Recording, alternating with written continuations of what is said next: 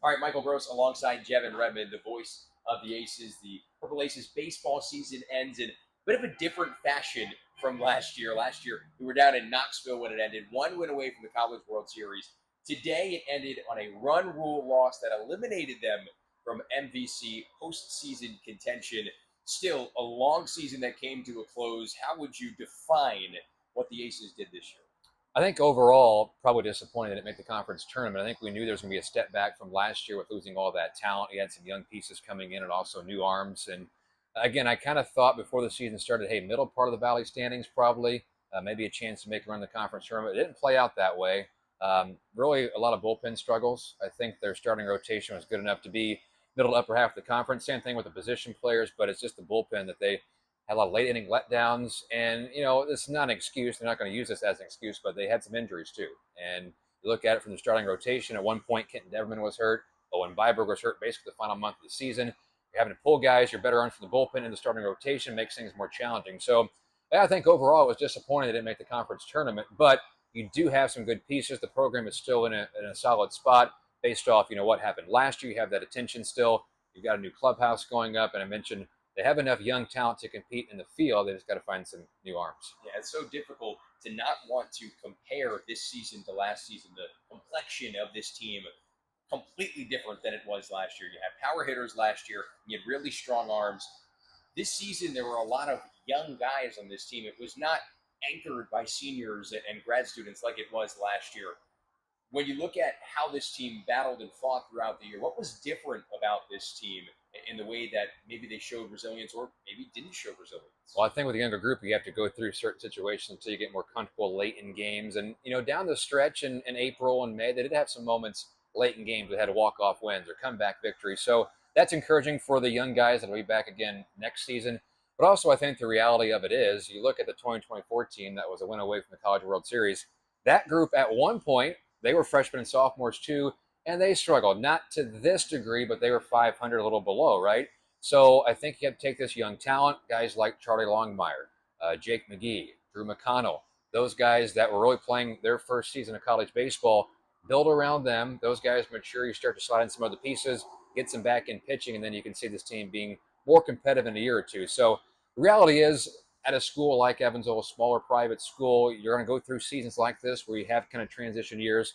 This was one of those, but I still think next year they'll be in a better spot and they'll eventually get it back on track. Yeah, you saw some improvements with some of the guys over the course of the season. Charlie Longmire getting more comfortable out there in left field, that clarity behind the plate coming out of his skin a bit more, and you'll see that as they continue. Some of the guys continue next season. A lot to look forward to. You got the new clubhouse coming in, the Freeland clubhouse. Brand new arms, freshmen coming in, a ton of them. What is there to look forward to for this team next year? Well, I won't dive into all the specifics with the incoming talent, but I will say my time working with Wes Carroll, which is my 7th year at the school, he really hasn't talked a ton about his incoming pitching class. And that is one thing he's very excited about for next year. So I think you'll see some changes in that department.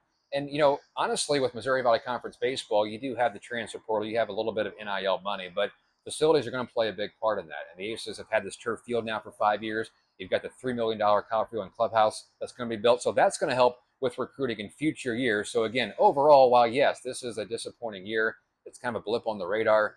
They'll get this turned around pretty quickly and a lot to look forward to next year. We talk about some of the guys that have contributed over the past few years, the seniors, the grad students on this team. 7 players they're saying goodbye to, 6 seniors and 1 grad student. What did each of them mean to this? You don't have to go through each one by one, but what did those seniors, that group, mean to this program? Well, some of the seniors this year were big parts of last year's group when they were juniors. And 2 names that really come to mind right away is Cal McGinnis and Ty Rumsey. Rumsey, a local kid from North High School, just a marvelous center fielder. And Wes Carroll has said one of the best, if not the best, center fielders defensively that this program has ever seen. And he really developed his last 2 years at the plate. He hit over 330 in his final season, had a little bit of pop in his bat as well. So Ty develops so much in the batter's box throughout his career. Cal McGinnis, who started his career at Bradley, came to Evansville for his final 2 years.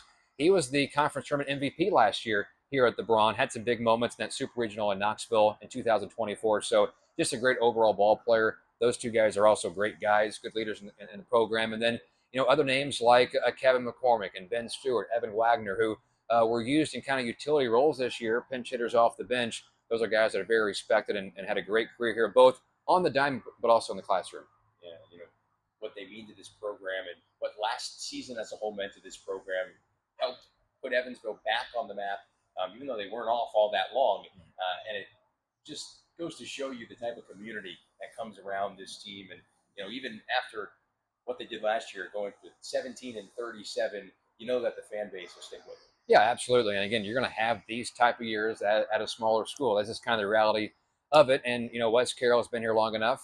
He's had some down years. Think about 2017, 2018. He calls those kind of low moments of his time here at Evansville, and then got a good class. Then you start to build with them. So as long as this doesn't last for a couple of consecutive years, you still have that encouragement. And look, I will say, covering this team throughout every game of the conference season, we started kind of mid-March. You still hear a lot of support from the community, people checking in, people listening on the radio, watching on TV. So fans still follow, and I think the sport will still be there next year. And again, I expect it to get better in 2026. Well, the Aces complete their season here at Charles H. Braun Stadium, 17-37 as a record.